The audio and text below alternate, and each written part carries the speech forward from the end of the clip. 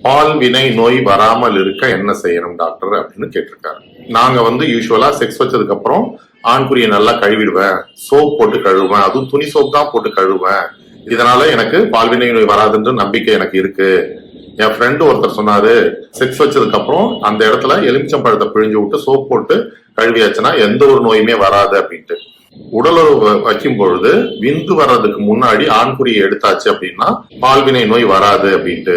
இது எதுவும் உண்மை கிடையாது.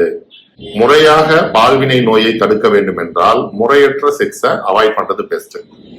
ஒன்றுக்கும் மேற்பட்ட நபருடன் நீங்க செக்ஸ் வைக்கும் பொழுது உங்களுக்கு பால்வினை நோய் வர்றதுக்கான வாய்ப்புகள் ரொம்பவே அதிகம். ஒருவனுக்கு ஒருத்தின்ற ஃபார்முலாவை நீங்க ஃபாலோ பண்ணிக்கிறது பெஸ்ட். அன்அவாய்டபிள் சுச்சுவேஷன்ல நீங்க செக்ஸ் வைக்க வேண்டிய ஒரு சூழல் வருது, அந்த எண்ணம் வருது அப்படின்னா ஒரே சிறந்த வழி காண்டம் யூஸ் பண்ணிக்கிறது மட்டும்தான்.